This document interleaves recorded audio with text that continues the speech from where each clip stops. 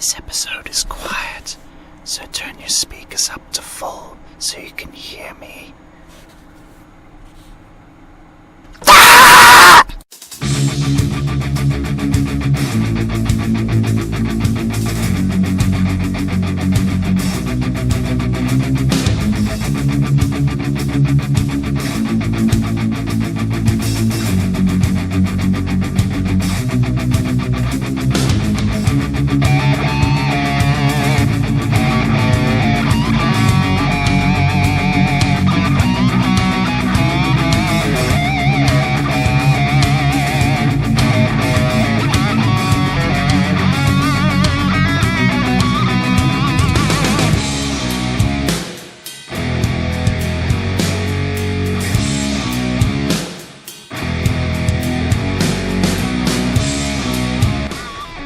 Another week, another episode. Welcome to this version of reality. Here and wherever you are, I am Liamo All-Star. Of course, many of you know me simply as Liam, but that is not the point. The point is I'm here once again for yet another episode, but I think we already covered that too. Here on my own, I've had an entire week off. Nothing, no work. Well, I've been having the occasional gig and been doing a few things related to automobiles and cleaning, but essentially I've had a week off my day job and I've been focused and fixated on editing a lot of the video content that you may have seen on my channel, plus a lot of the content that is actually yet to be posted online. I've gotten way ahead. I've done a couple of video series which have been completed and will be out as soon as the prior series has been done. I mean, the 10-day series, the 10-day tour rather, for the USA trip is getting edited bit by bit and posted. I believe it is, as of this recording, I mean, it should be more than halfway through. I guess time-lapse and the chronology of this podcast being posted versus when it actually gets put out there. The previous series of these podcasts obviously being the 10-day tour discussion of the USA. I hope you all enjoyed that, and like I said before, it may have seemed like it was a bit of a drawl at the end. That was perhaps my mistake, doing a 3-hour constant record. We did have a break in between myself and Saver, who's not here right now, and you're probably wondering, some of you, why he's not here. Well, because it's my podcast, and because he doesn't want to be here. No, he can't be here. He's got his own life as well. I've got my own life.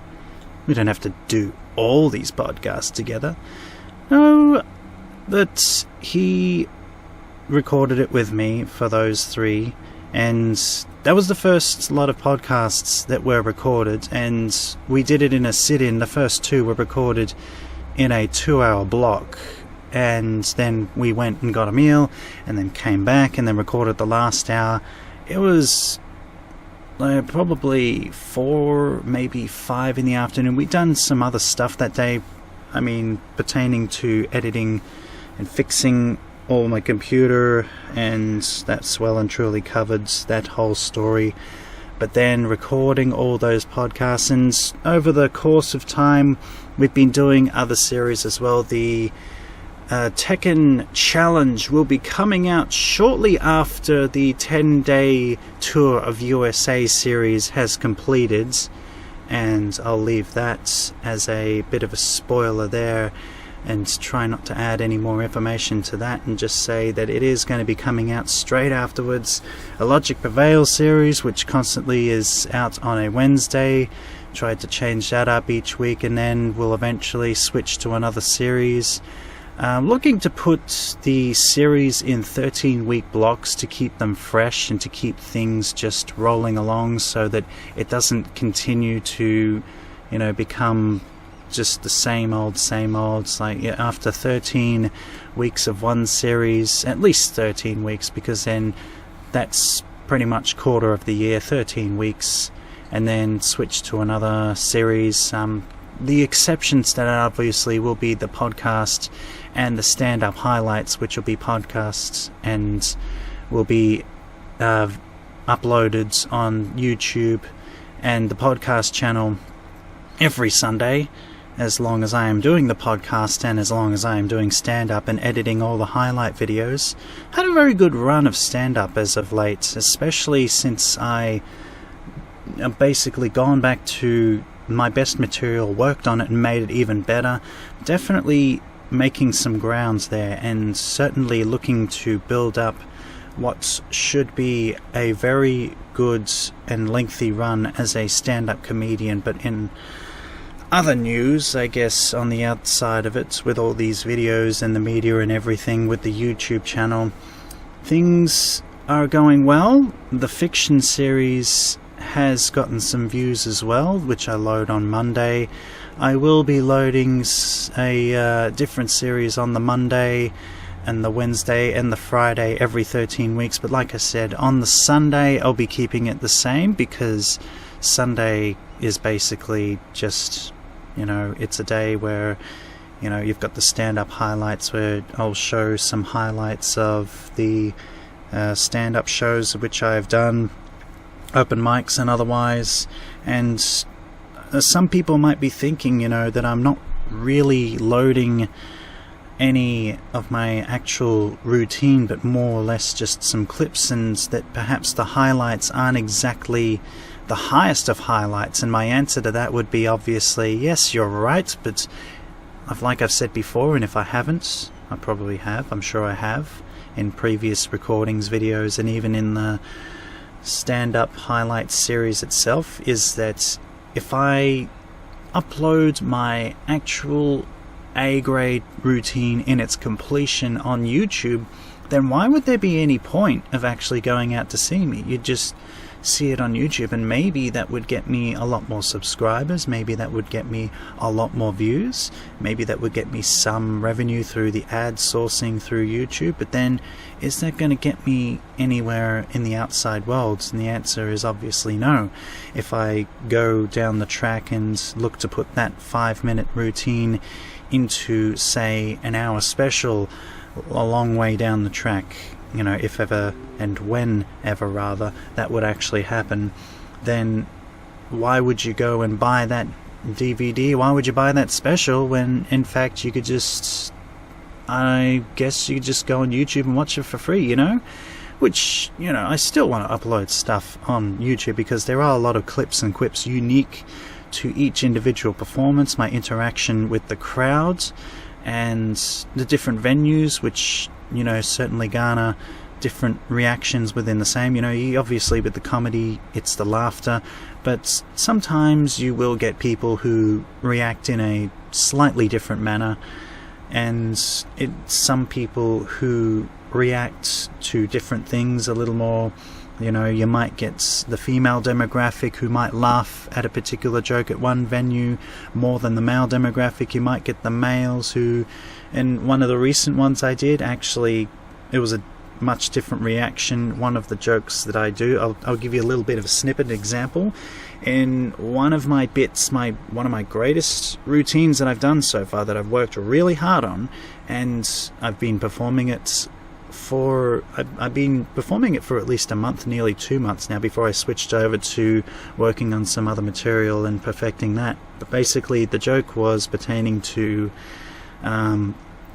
my gay equality, marriage equality routine, which stated that I'm okay with lesbians as long as there is no cup involved.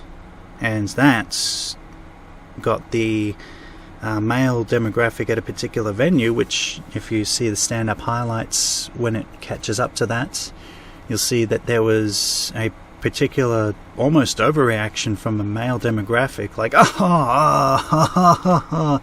and you just knew instantly that it's like, this is a unique crowd here. I mean, we've got a bunch of guys who have actually seen that. And there was the interaction with me in the audience saying, wait a minute, you guys have seen that? You watched it?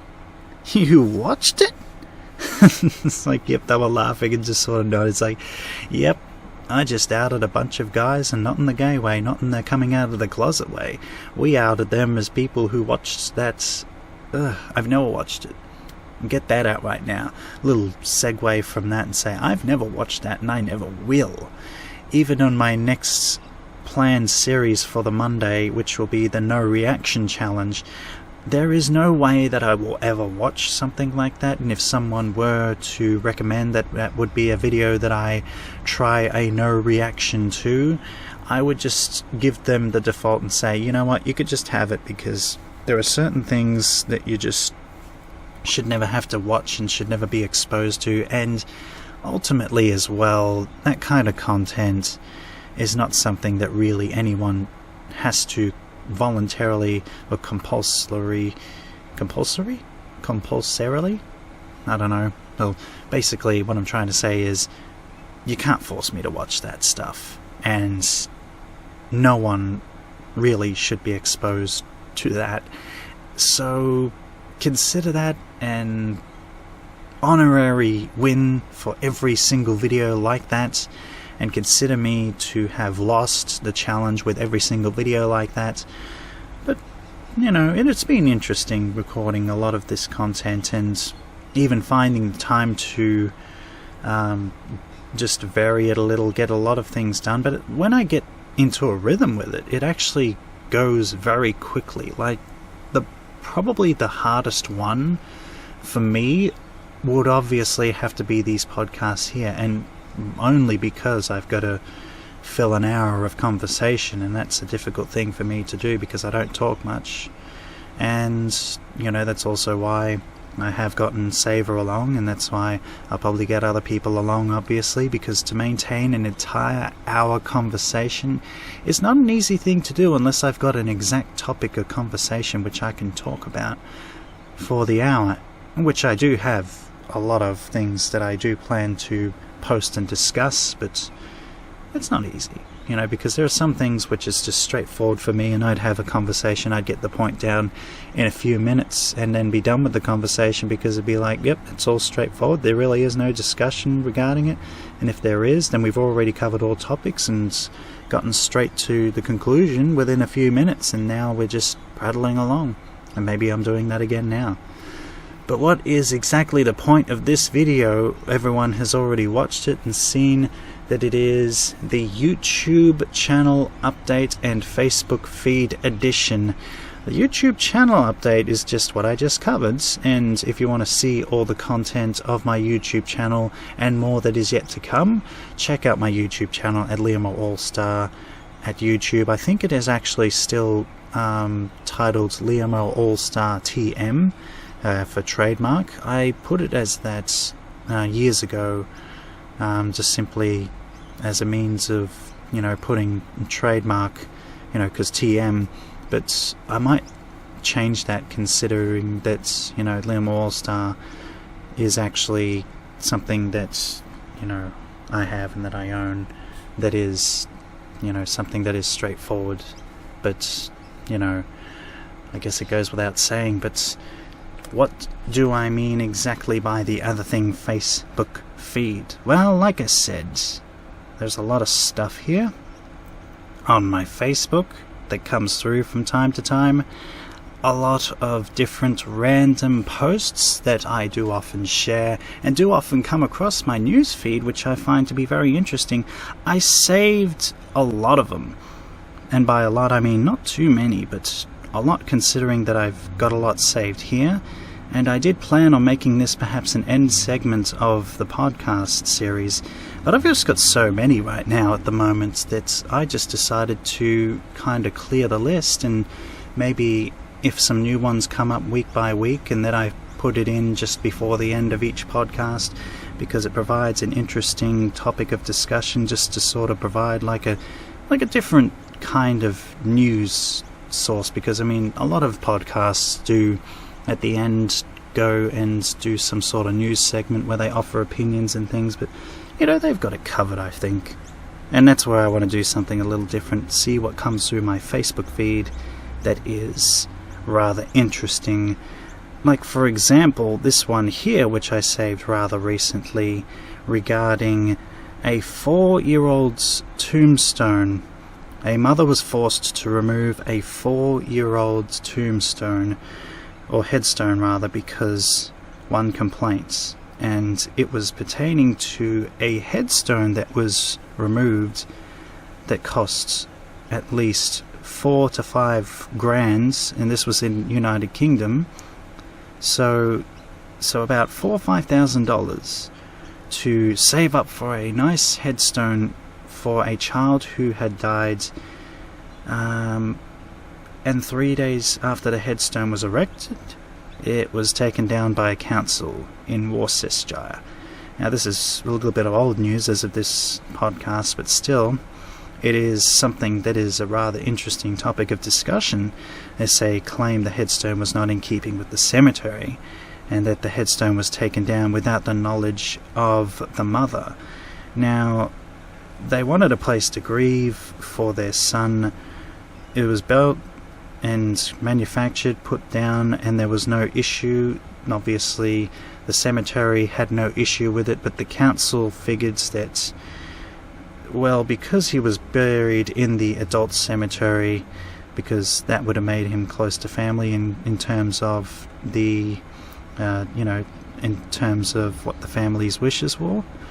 And it was, the shape of it was a star, which is ironic because, that might be something that I would do, just for my, if I ever did, but they said that it was removed because proper protocol hadn't been followed, and they're trying to discuss an alternate design for his headstone. Now, what is absolutely despicable about this is the fact that in typical fashion, council, and this is something that local councils do often do, and it is a gripe that I do have with them, is that they go and they commit acts, whether for the greater good or whether because it is some sort of technicality that no one has been made aware of, and they go and they undertake a certain action without any consideration of the people around them and how it may affect them,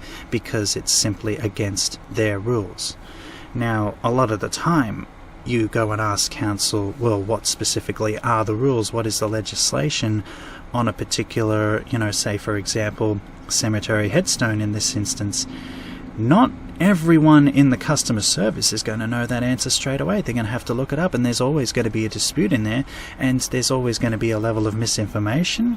But at the end of the day, the council should have, if there is some form of rules and legislation regarding headstones, that should have been taken care of well and truly before any headstone was erected, in my opinion. And the fact that they did that to a 4-year-old, a deceased 4-year-old's headstone, that's kind of a desecration when you consider it. I mean, a lot of people may say, a headstone is a headstone, it's just, a headstone, it's just a materialistic possession, and but it's a grave site, and it's a place where people went to mourn.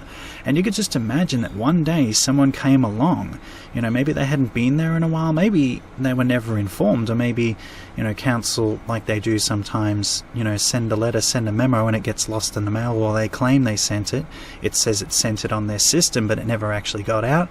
And then, say, a family member goes to that gravesite, finds that it is missing, then call the police, get some form of investigation into it, and then just later find out that it was removed because it breached a regulation that no one was informed of prior to the fact. But then you've got to ask the question as well, did the people who made the headstone know of this rule? Were they informed? And it's saying it's not in keeping with, because it's in the adult cemetery. But what does it truly matter at the end of the day? If it wasn't offensive, if it wasn't demeaning, just leave it alone. There is nothing wrong with that headstone from me looking at it right now. It was it looks like, because $4,000 or $5,000 just for a headstone. Think about this as well, $4,000 to $5,000 just on the headstone. That's not including the funeral costs, and, burial and all the service and everything else that they may have had, if they decided to have a wake, or depending on the casket, the kind of length of service, and there's all these things to consider which bump up the price of a funeral. I have only personally been a part of one from a direct viewpoint, and that was my father's, and I certainly I'd say myself, if someone were to have just done that, I'd be pretty pissed off, and I'd be asking questions. And if they're going to do that as well, surely there would be some manner of compensation that the council would offer in that instance, because if there was some sort of regulation that was, unknown to the parties, and they just went and removed it of their own volition, then you would think that if they had a legitimate reason, that there would be some way that they would at least get their money back, or that at the very least that they could have done it by consolidating them first. But this whole procedure just sounds like, once again, it's just, a council has just gone and done something and given no regard whatsoever to the people that they affect. And that is a problem sometimes with council, where they consider the populace to be too great to worry about, too many people to concern themselves with, but then they forget that there are individuals within their city, and that it does affect those individuals, and that they really do need to take a look at each individual as a case by case, because not all the time is it going to be all the same. Like in this instance, there was no malice, there was no ill will intent whatsoever, and it is something that will, now on top of losing their child at just 4 years of age, now they've got to deal with this on top of, they've got to add that extra stress and that extra time and effort and energy into basically either debating or contesting and fighting this. And it's just not something that anyone should do, especially if they are still grieving, and depending on when exactly this all happened, and it seemed like it happened very shortly after. But it's just a very, very unfortunate, very sad state of affairs. Another one which sort of popped up, similar topic with regards to children, I guess, is sort of a theme that was going through my Facebook feed, and this one is in regards to a council building a fence right across a driveway, which has left a father rather furious. It says here that in the local council of Hull, once again across the state, basically across the pond rather, in Yole, Great Britain. So it was an offence that was erected over his driveway where he parked his car without putting in any kind of gate he might be able to open. So basically what's happened is that he had a 10-foot fence put across his driveway, and it was a fence that had no gates, went across his driveway. It left enough room for him to park in front of the fence, but without being able to access anything, obviously, from the other side. So it separated one side of his house to another. He can't cross through with his car, he can't access his own driveway. So now he is, as it says in here, he's rather miffed. And it states here that I've spoken to someone in the housing office, and they brought a surveyor around who told me to fill in a form so I could give my feedback on how good the work was, he said. So they did the fence, and then they sent him a thing saying, give us your feedback. He stated onwards, a bit of communication wouldn't have gone amiss. If I'd have known what they were planning to do, I could have found out the reason and maybe met them halfway, even if I had to put in a bit of money myself. Also, it was a good job. If it was a good job. Sorry, I'm screwing up speech day. Also, it was a good job I was there that morning. they decided to come round, because no one told me they would be there. They just started digging away, and I said, why are you blocking my driveway off? It's pure lack of communication, and once I raised the issue, it was kicked around the cul-de-sac and went nowhere after that. So, once again, you look at it as a matter of council going out and doing something, and then once council's done it, it's done. Now you've got to go through the process of, you've got to go through their customer service, you've got to make a complaint, and then it's got to go through the relevant department, and then that person's got to respond to you, they've got to get back to you, but they probably got a backlog of about 50 other complaints, and that's being generous, of probably more like 50,000 other complaints. So this guy may just have to cut the fence off at a point and put a couple of hinges on, which would then rectify the issue. But then I guess that poses another question: is that then technically destruction of council property if he does in any way, shape or form alter that fence? And if you go and look at photos online, you type in I think if you type in something along the lines of council blocks driveway, or rather just basically type in Dad furious after council built fence right across the driveway, you'll get the direct story from a lot of different sources. But I don't know about you, because I've dealt with fences and fencing issues. I gotta say, if it's the same everywhere, I know it would be. Particular councils they go ahead and they do something, and they don't consult, they don't communicate all the time, and when there's a lack of communication, a complete breakdown, one department's not talking to the other, you realise just how out of it council really is, and at the end of the day, just how well council works with each other, when really it's a whole bunch of subcontractors, and contractors, and then maybe some people who actually work directly for the council that are dealing with the situation, and it just becomes a big mess, because then it's all about laying blame and finding out who's responsible, and then when that happens, then you've got to get that person or those people or that representative, that organisation, to go out and rectify the issue, which should never have been made in the first place. It should never, because councils, I know in Australia, and I'm sure it's the same pretty much most places, at least in most so-called first world countries,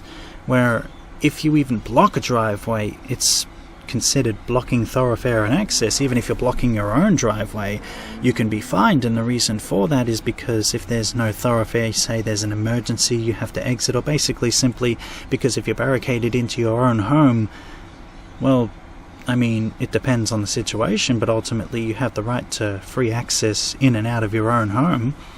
Everyone does. The only time where that would be restricted, obviously, is if you're restricting access to other people. Say if you yourself erected a gate or fence and locked it, say that if it's under certain circumstances, you've got the high-rise fences and, the barbed wire, electric fence, basically different materials, different heights, different scenarios. But once that gate has been erected and someone still chooses to climb over, then that's trespass. And, a locked gate typically means that they don't want you in there. But council themselves putting up a fence across someone's driveway, are they trying to say something that maybe they don't want him in that city area anymore? Oh, I don't know. But it's just this kind of stuff that just...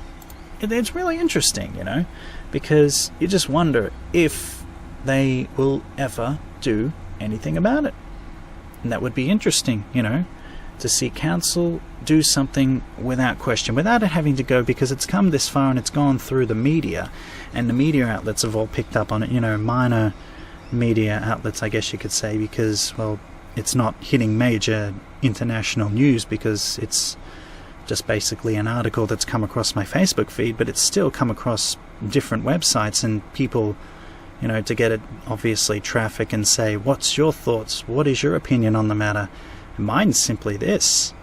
You know what?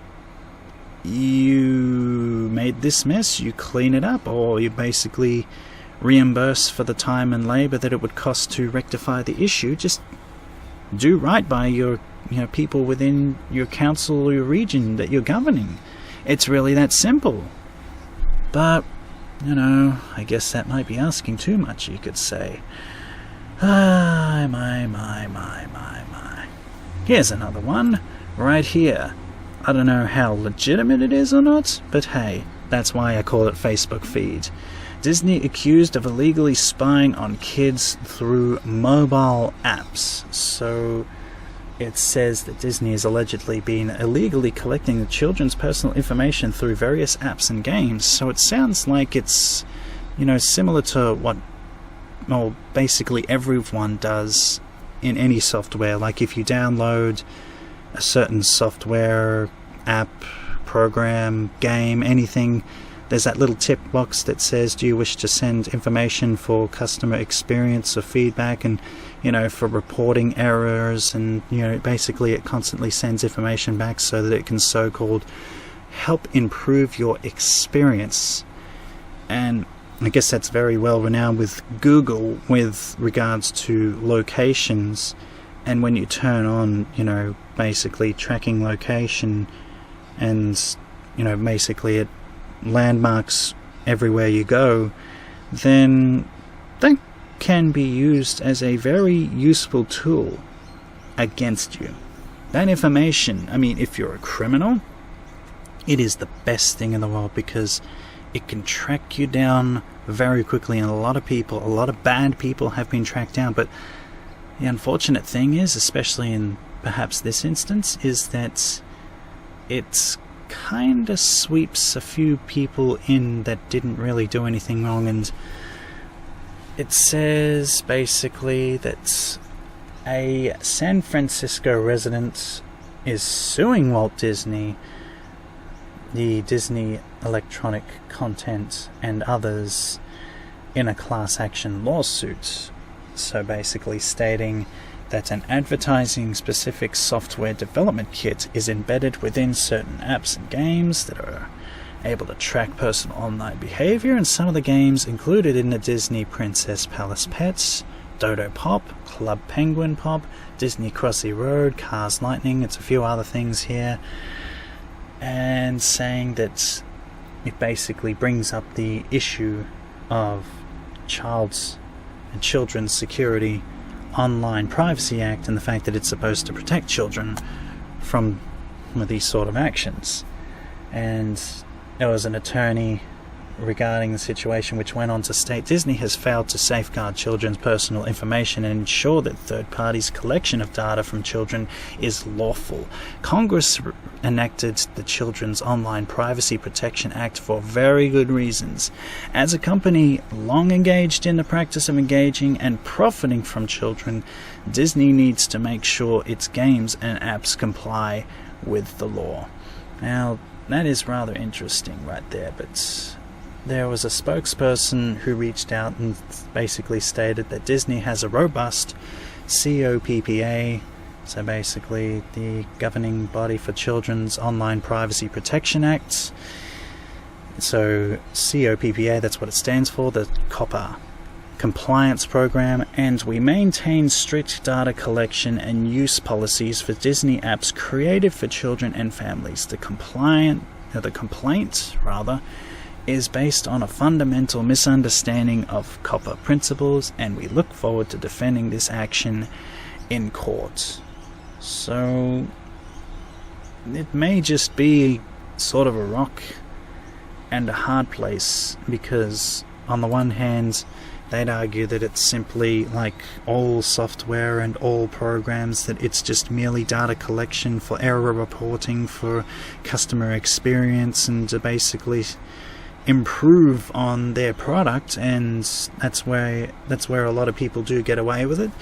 But they do need to provide that option. If they haven't provided the option to, because a lot of programs, Microsoft Experience program, where basically in particular programs it has a tick box and you can either tick it or not. Same goes for many other programs. A lot of the programs which I actually installed for the purpose of even recording a lot of my videos and editing videos and all that content do have tick boxes which say, do you want, this program to send data and collect information for the purpose of improving this product and your overall experience, basically to, if there's any problems, if a program does shut for no reason, if something happens, like there's, maybe a defect within, a particular program, and maybe it does something that it's not supposed to do, then it can collect data by reporting back, and then people can look into that, and Microsoft particularly, I believe Apple as well, Google as well, 3 major corporations there which have done it for years, and you basically have no control over it except for whether you click that tick box and say I agree, and that it'll endlessly send data, which means that it could probably track about anything that they allow their software and data to track, so it depends what you're accessing, what you're looking at, what you're, maybe your privacy may be compromised by particular program hackers or other third parties which may implement some form of control over and be able to then access that information by hacking into the servers, like the iCloud, for instance, how basically that's a third party, where essentially in that similar manner they're sending information off to back up. And there may also be I could be wrong, but basically in that program as well, it allows to automatically, I'm sure that it still has it, where it allows everything to be automatically uploaded to the iCloud. It's a similar thing. You click that tick box, it does it without your consent, it just does it. And then before you know it, all that information has gone to a third party, gone to a server. If someone accesses that information and they do have some form of information there that you didn't want them to access, or that certain privacy that has gone out, it's already gone, it's already too late, and that's been the main concern for a lot of people for a long time, is that their privacy is compromised, and it's a fair call, I believe, but at the same time, Disney has that, unfortunately or rather fortunately, depending how you look at it, they have a very strong out in this instance, and if there is like a tick box somewhere where they can basically say, well, you either tick the box and it sends data and we collect information to improve on the experience and overall product, or you untick the box and it'll no longer send the information. But then if it pertains to a kid's product, should they even be doing that at all? That's really something that I guess really falls in that grey area, but I guess that's why they're taking it to court. But I don't see really how there's too great of a benefit, but I also don't believe that there's really too much of a detriment. Nothing really to gain but nothing to lose, sort of thing. It's, I guess, really just sort of losing my train of thought by just continuing to go on. I really can't say for certain. I do believe that it shouldn't be this way, that the information with regards to certain products and services should automatically be switched off, and that if the person allows it, then they can tick that option themselves. There should be that safeguard. Instead of it automatically doing that, if that is actually the function there, it should be switched off unless a person opts in, But hey, that's just me and that's my opinion, and I believe there are a couple of other little ones that kind of got across my Facebook feed.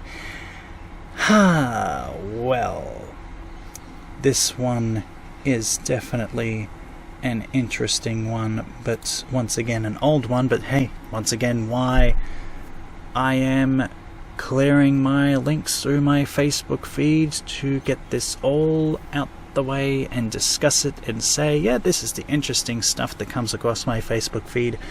Like Caitlyn Jenner saying he's still Team Trump despite transgender ban. Now, I guess without going into reading the actual article, because, I mean, it really just, the title says it all. He's still Team Trump despite transgender ban.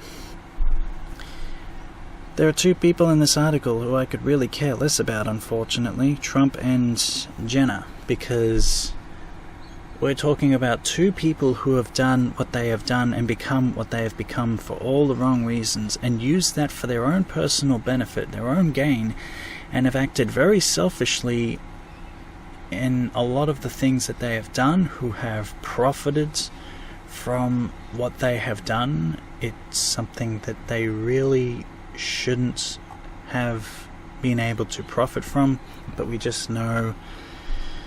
I mean, Trump got the presidency for all the reasons that he got it for, and we're seeing the end result of that. Jenner has done what he has done to himself, and, you know, it's his life, it's his choice. But then the fact that he was basically glad-handed a Female of the Year award, and this was after, you know, basically the manslaughter, issue, where he basically was texting on his phone and caused an accident where people actually died, and he walked away from it without any formal, charge or conviction, I guess. And, a lot of the things that Trump has said, and that Trump will say, and that Trump will do, it's a case that he will probably never see a day where he will reap what he sows. He'll never see any consequences. Of course, he would support Trump because it is in his financial benefit to do so. And maybe it's just, he respects his opinion because it just simply doesn't affect him at all. But the second that it does, I wouldn't be surprised if he swayed his opinion regarding the matter. But really, the fact that I'm even mentioning this at all is just because it came across my Facebook feed. It is not something that I really choose to talk any further about. But hey, you know what? It is what it is. And yes, I just said that phrase once again. But hey, here's another one that's very interesting. Something that can perhaps wrap up this podcast, because it is a bit of a long, windy and perhaps sad one. A article that states love is dead. Aww. 23 most heartbreaking reactions to Chris and Anna Faris split. So they announced that they were getting divorced after 8 years of marriage some time ago. So it was stated that Anna and I are sad to announce we are legally separating, Pratt wrote on Facebook. And that's where it's all come through, because hey, Facebook feed, so why wouldn't he put it on Facebook? We tried hard for a very long time, and we're really disappointed. Our son has two parents who love him very much, and for his sake, we want to keep this situation as private as possible moving forward. We still have love for each other. We'll always cherish our time together and continue to have the deepest respect for one another. So, there are 23 heartbreaking reactions, or heartbroken reactions to this news, where someone stated, wait, Chris Pratt and Anna Faris got a divorce? It's official. Love is a scam, y'all. I'm just starting to think, why did I engage in this post and why did I save it? I mean, a lot of people are upset because they were such a loving and fun couple, but now I'm starting to think, But you know what? I've committed to it, so I'm gonna have to try and drag myself and everyone else through this. It's crazy how much this Anna Faris and Chris Pratt's relationship split is making me question all that's right in the world. So one person saying, they're upset, but remembering Chris is a Republican. Based on nothing, I always thought Chris Pratt and Anna Faris were going to make it. A lot of sad faces, a lot of people. You know what? Probably a mistake just going through this feed and saving it on. But hey, it went through my Facebook feed and it's a bunch of photos, a bunch of videos where they're basically saying no, where basically a pigeon jumps off a ledge, different characters. There's SpongeBob, there's Squidward. No, is that Squidward? No, that's... what the hell's his name? Oh, I forget. Patrick, that's his name. Yeah. Oprah, this person, that person, every person. Blah. Okay, I understand people are upset that they divorced, but at the end of the day, it was a decision that they made. And their private life has been basically splayed out in the media. I consider it to be very interesting how, while Anna Faris was going through her time in prominence, basically, you know, having, you know, movie roles and, you know, even TV spots and featured in the media and earning a lot of money and being in the limelight and the spotlight. And now Chris Pratt, I mean, he's been in the game for a long time as well, but now it's only just now, especially with the Guardians of the Galaxy movies, where he has really shone through. I mean, you know, because he was in a lot of other things. I mean, a lot of people might remember him from The Office, but then not really, because, you know, a lot of people use that connotation, Chris Pratt. Oh, you know, that was back when he was Chris Fat. That's not me saying it, that's people. I'm not a people, I'm a person. But I guess maybe because she figured that he would be the kind of person that, you know, would have his level of success and fame. She would have her level of success and fame and want to settle down and, you know, everything that it's saying online, which I'm not going to go read, but I guess just their mutual decision to essentially call it quits, because they're now leading pretty much two separate lives at the moment, and perhaps they feel that they can't accommodate for each other with regards to, you know, Anna Faris, which at the moment, I mean, she's had you know, a lot of success, and now Chris is having his success, and they're at two different times. And I guess the thing about it is that, you know, it seems to be amicable. They seem to be getting along still, which is, I guess that's a good thing, but ultimately, once again, it's a private matter that's just pretty much been splayed out in the open.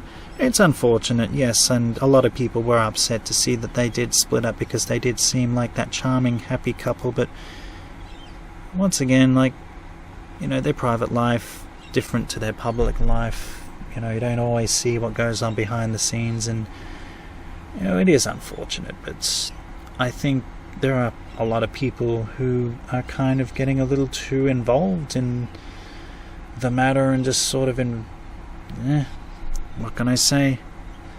I know what everyone's thinking right now. I'm losing myself as well as probably losing all the listeners. So I'm going to finish with one more, even though I said that would be the last one, I'm going to finish with one more Facebook feed. So, we got to find something here that's a high note. But I don't think that's even possible, because we are talking about Facebook here, and, well, hey, what can I say? Facebook is a very, very, very, very, very depressing place sometimes, because people use Facebook to complain about all the world's problems. But here's one thing that would shut all of those people up and say, oh, well, you thought your day was bad? You thought that you had yourself a bad day. Well, here's an article that says something different about someone else having a worse day than everyone on Facebook. A father who had his puppy His dying puppy turned away from the vet because simply he didn't have enough money. So he had, because it was apparently, looks like it's in Liverpool, so he had, a sick puppy, and was told that he'd have to pay at least £80, which is $104 American, which would be a little, probably about 150, depending on the conversion rate for Australian, probably about $150 or something around that line. I mean, who knows? I mean, let's just say $100 to $200, or perhaps £119 or 154 American, which would be 200 or something rather. Let's just say, for the sake of, let's throw away the financial because it's just confusing, and I don't want to have to go into conversion.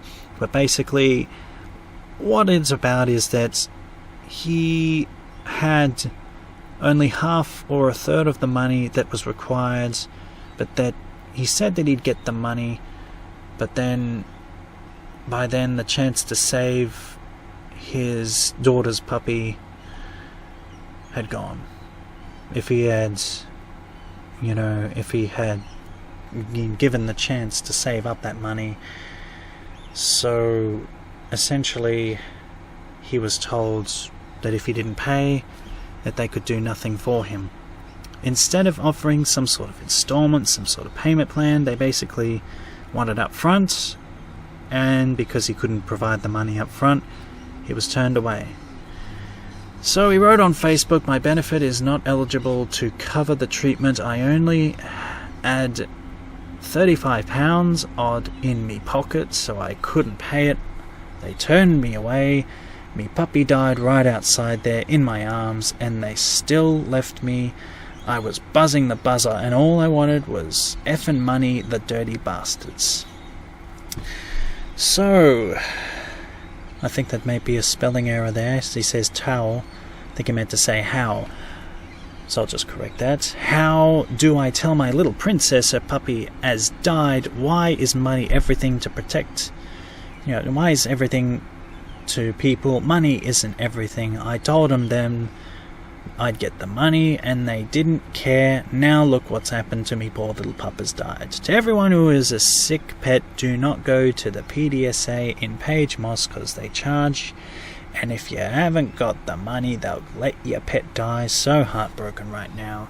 He posted a photo of him holding the dog, visibly upset. Most people have shared and posted this, condemning the vet's actions. Some have said if he couldn't afford to look after a pet, he shouldn't have bought it. Obviously, those people are probably the same kind of people. I imagine that some good portion of those who say if you can't afford to look after a pet, shouldn't have bought it. Now, I wonder if they pay for everything themselves, or if they have some sort of support, if they're all 100% financially viable. I mean, basically, that brings up an issue because to save a pet, you've got to pay. And there was one point in my life where my dog Maddie, who has since passed away quite a few years ago now, but when she was just 4 years old, she was diagnosed with cancer, and it basically engulfed her heart, and she was struggling to breathe. And it was aggressive. It had grown quite quickly, especially because dogs, their system, the way that they are built, the way that they metabolize things, just safe to say that the cancer grew very rapidly, and that it had to be treated then and there and now, or she would have died. But that's not effectively what the first vet we went to said. The first vet we went to basically said, "Oh, there's nothing we could do." So it's like, well, can't you do chemo? It's like, "Oh no, just better, I'd say just put her down." It's like, they didn't want to treat her, didn't think it was even worth it. We ended up having to go to an animal specialist, and got her in chemotherapy and ended up getting her treated for the cancer. And it was quite a rough journey, but in the end it ended up costing at least $2,000 to, I think it was it might have been $2,000 to $4,000, something around that line. And that was at a time where the family didn't exactly, who really has that much money? If you got that much money lying around, just $2,000 that you could just pay up front, then you obviously got to be swimming in it. But I don't think that they were the kind of people that said, if you don't have the money, that we're just going to turn you away. They do have payment plans, they do have means and methods. You can pay cash, you can pay card, you can do all sorts of things, But we got it done, and she lived. She was in remission for the next 10 years of her life, so she was cancer-free until the day she died. So, and it did make a big difference in my life and the people's lives around, because she was a very sweet girl. She was a very lovely girl. And, she's just a dog. Well, it's like, what? Screw you. Screw you, and I, maybe... I don't wish that you ever have to go through that personally, and then someone go to you, oh, well, if you don't have the money to pay. I mean, that's sort of like certain particular countries' health system right now, where that happens a lot, where it's like, oh, well, if you don't have insurance and you don't have the money to pay, well, then you're just going to have to die. Too bad. It's basically, it's just sick. And there was a spokesperson who basically said, "We are aware of the extremely sad case this weekend involving the puppy and extend our deepest sympathies to the owner. We want to reassure everyone that if any pet owner rings or attends one of our pet hospital or Vets Now emergency clinic, or indeed any vet with a pet in need of emergency care, they will always be offered to be seen and provided with emergency treatment. With the limited information we have for this particular case, we have checked all of our call logs and spoken to the vet team, blah blah blah. The correct processes for all those contacted were followed, yada yada yada, blah blah blah blah blah. Something gone wrong, we want to know, in order that we can complete our investigation, blah, blah, blah, blah. So your generic PC response to basically put out a public statement to try and say, well, we are sorry, then we certainly didn't, want this to happen, but nothing in it says that they're actually aiming to resolve the matter, and of course there is no resolution to the matter. I mean, if the family went and sued them, what would you be suing them for? Money, compensation? It wouldn't bring the animal back. And I don't believe that they would go to that effort, but simply put, that they should have done their job. I mean, I'd say if you turn people away who simply can't pay and they're offering other methods, that you should be open to accepting that, especially when it is life or death, and if that's the system you're going to go by. Personally, I really think that we shouldn't be charging when it comes to matters of health.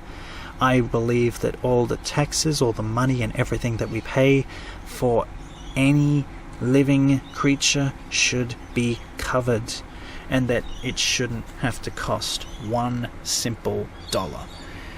But unfortunately, it is the world we currently live in, where money is basically what can determine life or death. And in this instance, as he stated, look, I've got money and I had to grab the dog and rush down there. I only had £35 on me, left me bank card in the house, so trolls, you are not getting to me. Yous are just D-heads. First thing I thought of was getting the dog help. So there's another thing as well. I mean, they did have, they're just reading that.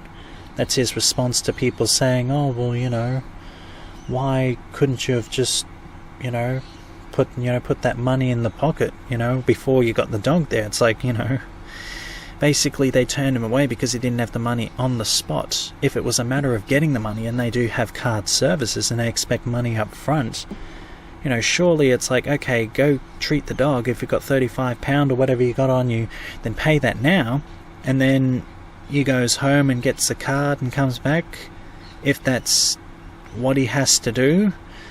But it just sounds like they're just just completely lack compassion, and they're people that are perhaps very much in the wrong fields, the wrong profession. Maybe they should be on death row zapping a bunch of people where the death penalty is still relevant, because that kind of attitude is essentially, where you'd say, oh, I'm dying, oh, boo-hoo. That's probably where they should be, instead of being in the field of helping, where you say, you got enough money? No, I don't got enough money. Well, then I can't help you. My. A depressing, sad story, but that's what goes through my Facebook feed, and that's cleared up a few. Will I continue this as a segment at the end of my podcast? I don't know. I guess we'll have to see just how this full-length podcast went, and just see how many viewers it gets. Maybe I'll include it as a end segment in the next few podcasts, and just have it as the last 5-10 minute segment as sort of like a news feed segment. But I'm looking through a lot of my Facebook feed and a lot of things that are saved, and there are a lot of things in there that are just really unique stories that just come across from time to time.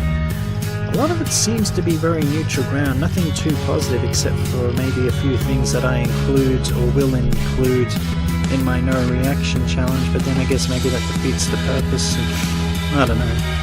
But hey, that's probably all I'm about to do for this week. If you're still listening, if I'm even still listening to myself, and I believe that I am, I say thank you very much once again for listening, for subscribing to my YouTube channel if you have done that, for liking and sharing with your friends. It makes all the difference. It keeps me going, and it keeps me going, and it keeps things going for a purpose, and it keeps me going and going and going. Yes, I said it a few more times, and I'll say it again, just like I say this every time I leave. My name is Liam, and I will see you guys next time.